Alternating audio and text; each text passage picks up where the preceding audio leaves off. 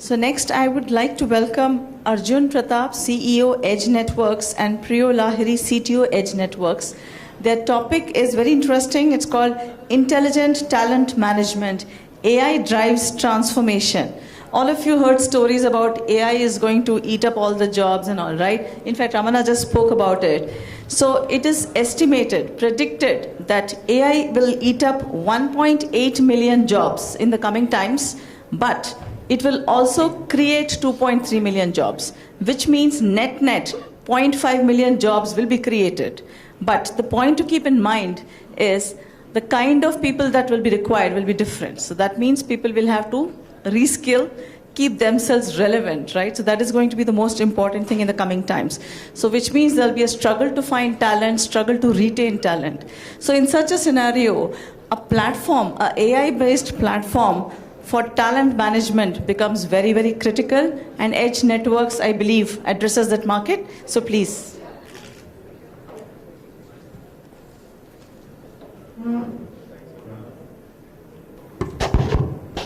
Thank you, guys. And I think we're going to have a bit of a challenge because it's two of us, so we'll have to take turns using this mic. Is that right? Yeah. You get started while we arrange a caller mic for one of you. I can sort of start with the amazing topic that we have in terms of having an AI platform decide how all of us can start to work tomorrow. And I think that's really the gist of what we have. But while we're getting our presentation sort of redone, I think we've got the old version and we need a new version to come up. I'm going to entertain you guys with a few of my thoughts on this. We started the company, obviously, to read a job description and read a resume like the human brain. Thanks. And what we were trying to do is take something that required a consistency and a quality that was defined by very smart recruiters / sourcers who would source resumes on a daily basis and read through these resumes and select a person from a shortlisting standpoint, right? Just get them past the bar of saying, this is the person that we would want to interview, this is the person that we want to assess going forward for a specific job position. Now, I think that was the sort of fundamental value proposition that we were trying to drive. And why we were trying to do it is because it had to do with people getting the right job and for organizations to get the right people. And what we found was a failing, just from my own experience. When I had to hire a person, I had 3 days to do that, and I had 100 resumes to go through. I wouldn't do it consistently. In fact, I'd take 50 resumes and probably bin it, right? And those were the unlucky ones. What if my candidate was in that sort of list? Now, where I'm sort of driving at is building a business model around artificial intelligence being the sort of standard to drive a sense of consistency and quality. Right? All the benefits of the drivers in terms of shortlisting, bringing better people to the fore is all met only if you can do this magic. And truly, like we heard in the previous session, there are models in terms of algorithms. There's a very deep science around it. And we were just discussing earlier with Vibor, who's from Naukri, about the challenges that people have in terms of understanding the fundamental around artificial intelligence and what it does.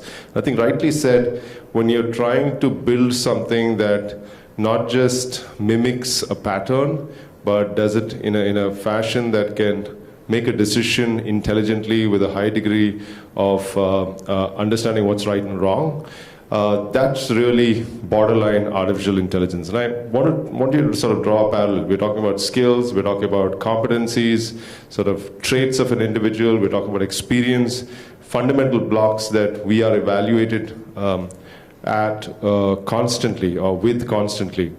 But I think that the game-changing experience of evaluating ourselves against that is also about another facet that's very difficult to pass. And I think AI will play a huge part in that, which is values and sort of the traits side of it.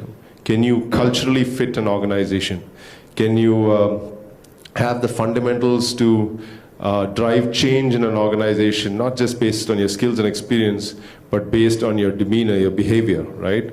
Which we have seen many tools, assessments on the psychometric side do well, and many do not so well, right? Because you're dealing with people again. And we come back to the same point, saying that if I had to sit in front of my candidate, right, and then say I wanted to hire a head of sales, a global head of sales, would I have a tool doing that, right? Would I have a tool assessing the resumes that would be shortlisted for me to sort of meet them? So if I can drive that degree of quality, then I can definitely bet on the tool of choice. We haven't got the presentation yet. It's on the way. It's on its way, right? So again, in the interest of time, I'm going to talk through some of the slides that I already know are going to come. Is that we built something to look at two facets. One is, like I said, a resume and a job description, fundamental blocks of deciding what do I want the person to do, and the other one is who do I want.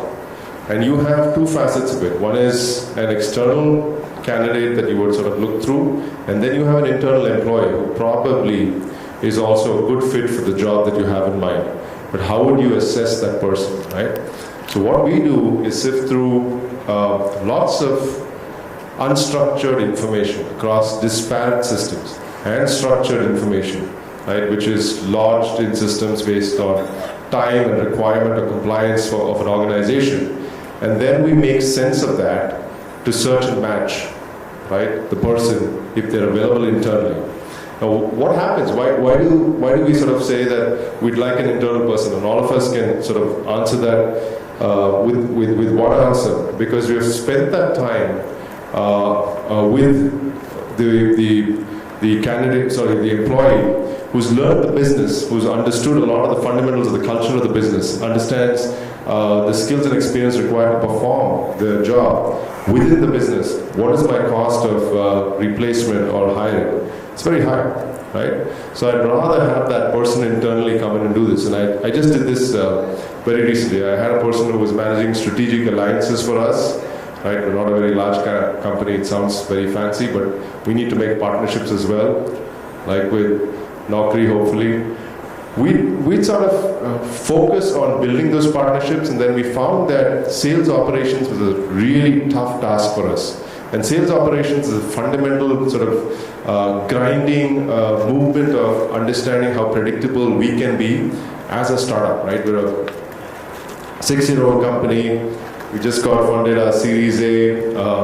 We're in a happy place, but we have more pressure because now we got to become predictable.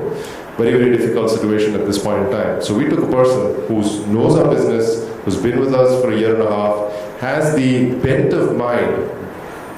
We didn't assess him through a tool, but I sure as hell know that he's got the fundamental skills required to do sales operations, and we've moved him into that position.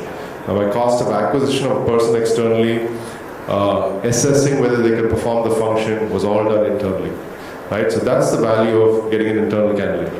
And the other side of it, say you get an external candidate, you bring them in 3 months for a startup, has to be really kicking time where a person is able to perform, and about 6 months if the person is sort of really green, right?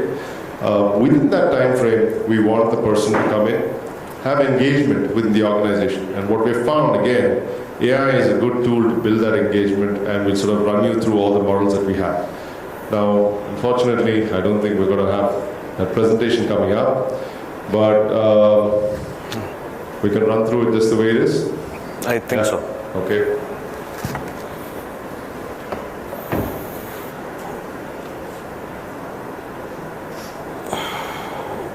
Yes, this is what I talked you through. So I'm at the engagement and talent transformation part, where we were talking about the ability to look at career progression, career paths, ability to give people learning. All of this is fundamentally through the technology that we have. So we have machine learning to look at patterns, sort of understand, and also we will be driving maybe wrong biases through those pattern recognition.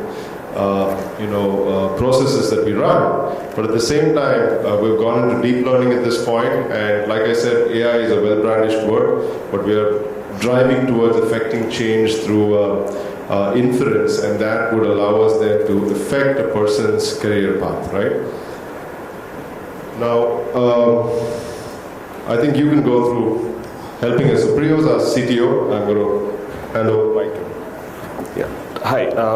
So there are several parts to building a system like this. When we started off with using regular purpose machine language, and we tried going and looking at resumes text and job description text, right? That's the basics.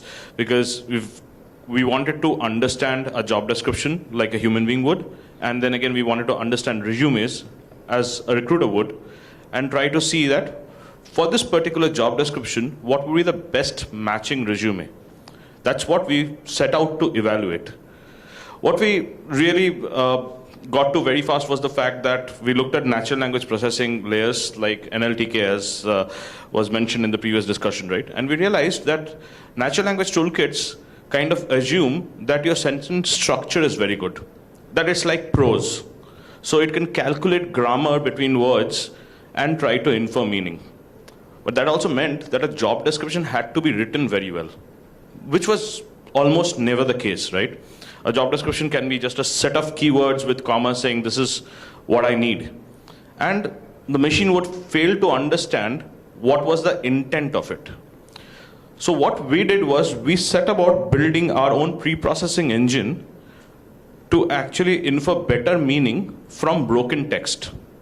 That was the first part of how we approached the problem.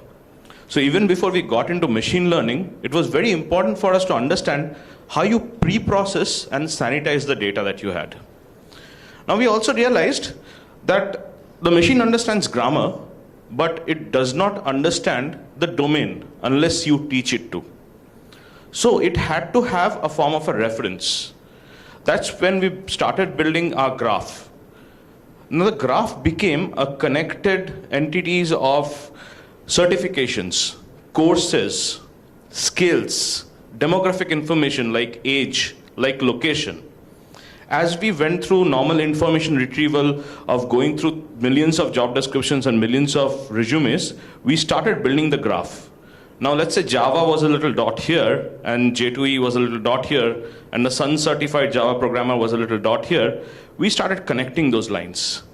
We started understanding how all of these things relate to each other. And then coupled with our written layer of natural language processing and the graph, the machine started to understand the patterns. And when we started with general purpose ML. So we had linear regression, we had hidden Markov models that we were doing it with, until deep learning came along, right? So till now we were running all our machine learning models on CPUs. CPUs have what, 16 cores, right? Now NVIDIA with their hardware brought in the deep learning revolution, because now you could use graphics processing units. It's funny that GPUs were actually used in gaming, right?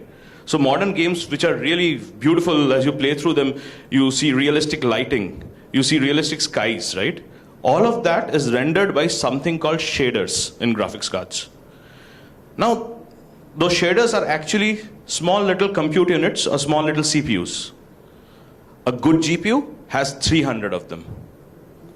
That gives you that much processing power to scale your models. Now, when you're using something like a recurrent neural network or a concurrent neural network, right? It's basically taking your vectorized inputs and putting it through multiple layers. And it's like the human brain. It's like neurons firing and setting up patterns and recording those patterns to learn.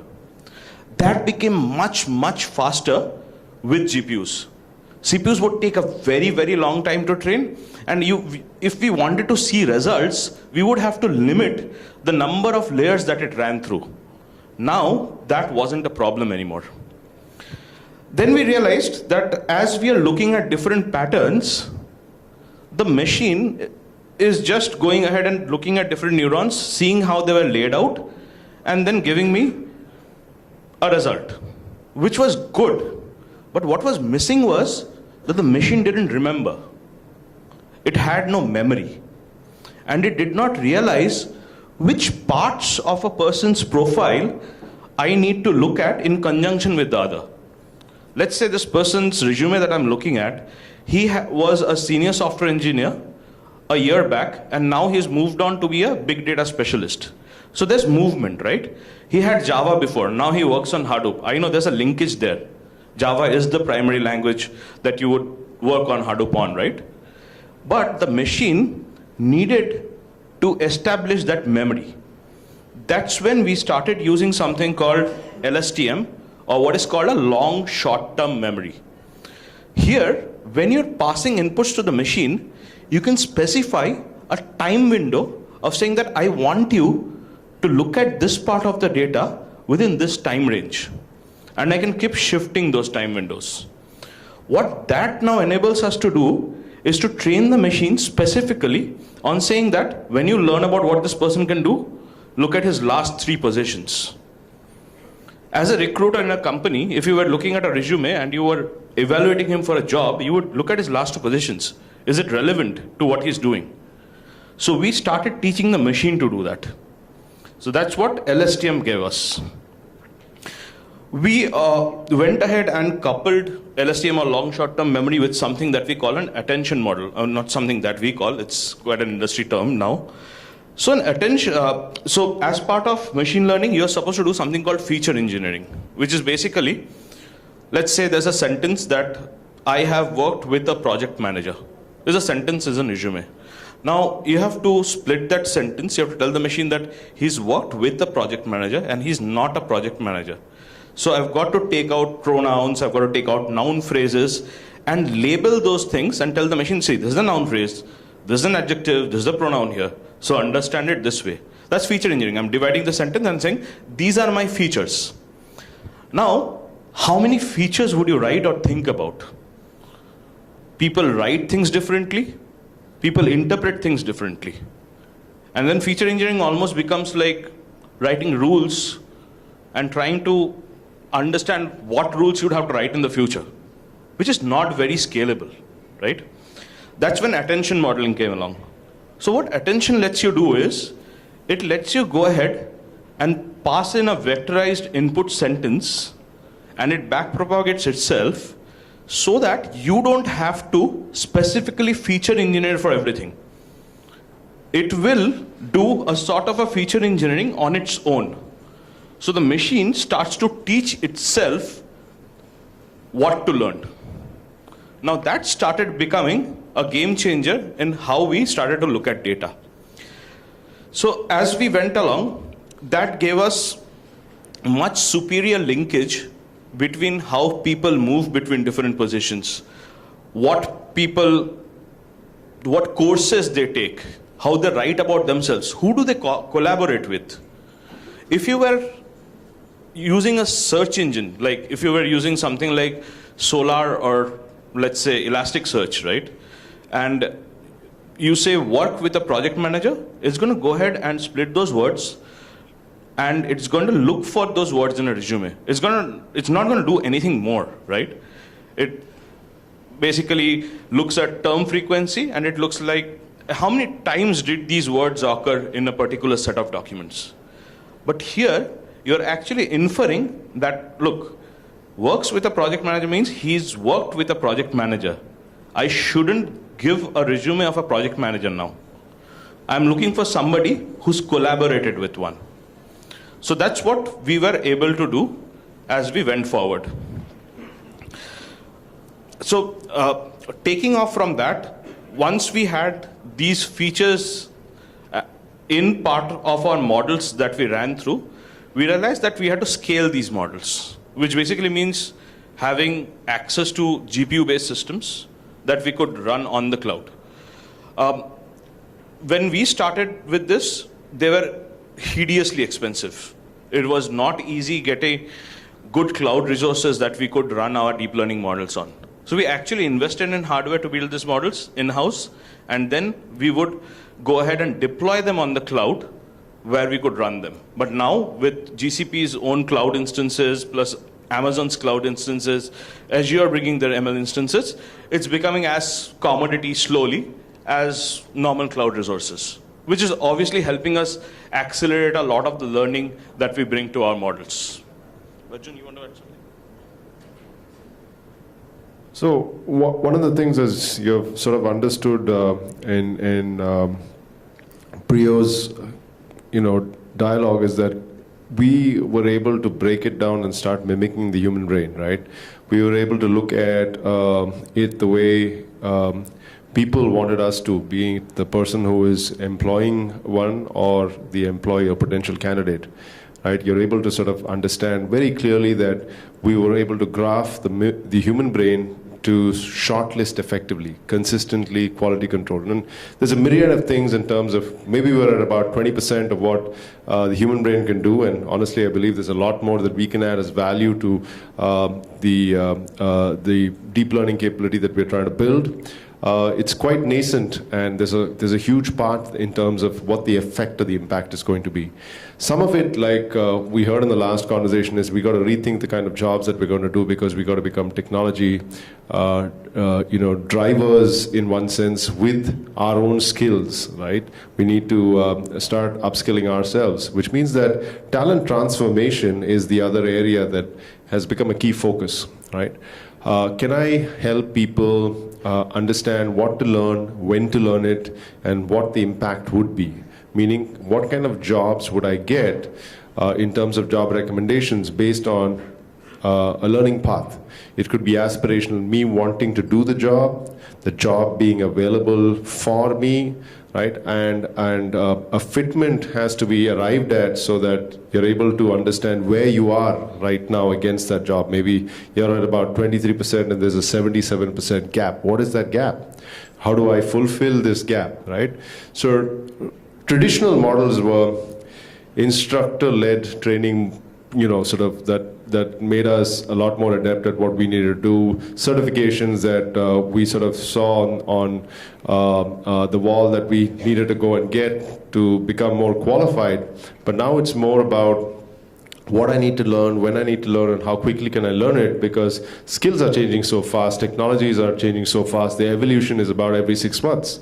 So you're talking about blockchain, and then suddenly you hear about Hashcraft saying blockchain is going to be obsolete, right? It's that fast and can be that real. So one has to be aware about what they're diving into and build the base fundamentals for long-term learning, right? Long-term learning, which is also bite-sized. So you're building the capability to learn fast and learn different things. So in that journey, for us to recognize who has the fundamental talent is where we are using AI to define what the career progression paths are.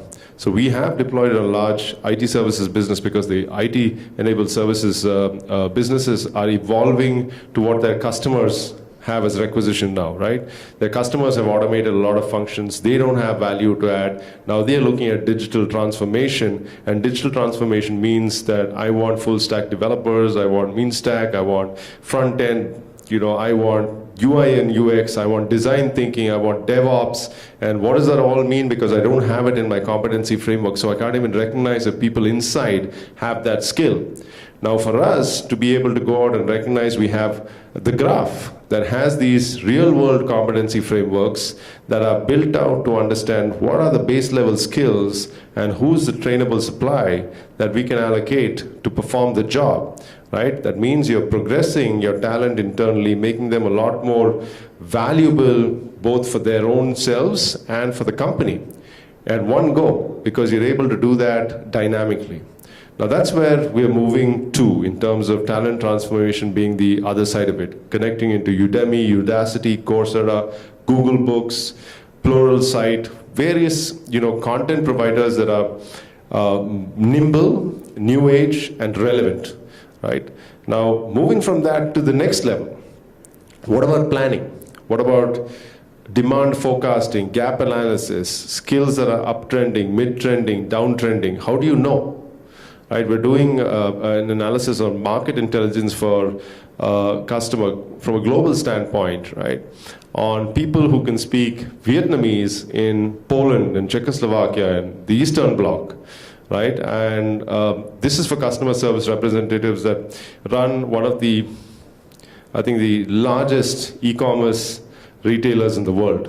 And they want us to drive that market intelligence because we have that market intelligence as a heat map that we are gathering and sort of storing for our own analysis, but now it becomes a product that you can face out to customers who say, I want to know who I can hire, where I can hire them, and soon at what cost I can hire them, right? Now that has to be dynamically provided to them. So that's another area in terms of workforce planning, intelligence, trainable supply at the get-go. And again, it's not predictive in that sense, it's not prescriptive, but it's very powerful, business intelligence, descriptive intelligence that we're providing at this point in time. So one of the things that I wanted to add from the technical side of things, whenever we're looking at data from AI or a learning perspective, time is a very important factor. Every data set that you learn with changes with time. So in the models that you build, or the AI models, unless you're taking the time factor into it or the seasonality of the data, then the data becomes general purpose. You lose that dimension, right? So for example, in the big data space, we were able to ascertain through just looking at the demand in the market and the supplies in the market well in advance that Hadoop is downtrending, whereas Spark is uptrending, and there's a clear relationship in that big data, in those two big data technologies. That also keeps our models very nimble, right? And it can shift focus and shift understanding as time progresses. So there's no data that you can lose, obviously, because you need the entire understanding of it. And also, you have to consider time. That's, if you remember the LSTM part of it, that actually lets you shift time windows. That becomes handy very much there. So yeah, and unfortunately you couldn't see the beautiful presentation that we made, but I think Priyo covered a fair amount of how we do it, and I think that's really important. One of the things that I've realized is a lot of companies are in the space of understanding how to acquire talent for other companies and sort of trying to do it AI-based or machine learning-based or in an intelligent fashion. I think the trick is, one is if you're not creating value at the core, right, and if you're not able to analyze enough information and label it properly and be able to provide an inference that makes sense, and the clear outcome is that, yes, this person I can hire, yes, I can validate whether this person does have the skills or somebody is just, pulling the wool over your eyes. Can you do that, right? So technology can do that as long as you train it well and you're able to give it enough through the training to understand patterns that allow you to make those decisions. Now, the next level is, can the computer or the machine make those decisions for you in a consistent form, and then you have more value to add at the fag end of that process where you're actually interviewing the candidate and moving them through the process, right? So some of the things that we sort of drive back into, or the 4 blocks that we built our technology around. We started as an application that could read a resume and read a job description and do that shortlisting, right? We still today, at the core, just do that. Right? Whether it's for employees internally to an organization, can we shift them, rotate them? Can we manage one going to another position based on contribution margins, based on value creation, different levers for different types of businesses. We also heard in the last session that domain is very important. For instance, Priyo and myself, Priyo used to work with a portal before and understands the process of hiring, but largely a lot of us don't have domain knowledge in that sense apart from the technology side of it, right? So perspective, and I know a lot of companies today want perspective to be driven differently. How do you look at a problem not as a consultant in a people advisory service would look at it and start driving back that sense of change because you have all the models that you have had in the past. What's new, right? So when you're talking about digital transformation journeys, people come back to technology companies because technology companies drive a sense of change through perspective. And technology has to be able to deliver to that shift or change by bringing in new models to allow people to do jobs well versus getting into a job because they need to get into a job, right? What about the aspiration side of it? There's models like open talent marketplaces, there's contract staffing models, people who want to work anytime, anywhere. All of it is shifting, right? And the shift is happening now. It's not going to happen. And if you don't have the technologies or the tools to understand how to move dynamically for those shifts, help you build your competency frameworks to understand how to cater to your customers, understand how to cater to the aspirations of your employees or your workforce, where is the internal value creation? That baseline is dropped. So you need to understand these fundamentals are very important, and technology does drive that very real sense of change if you have the right models to back you. Yeah, you want to use this mic? Yeah, okay. No, I said thank you, and since we are short of time, we will not be able to take questions. I suggest use your tea break to catch hold of them and ask your questions. Arjun and Priyo, thank you so much. And Amit, can I request you to hand over a small token as appreciation?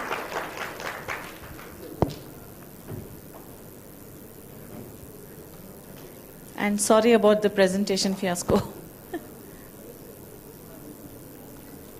Thank you.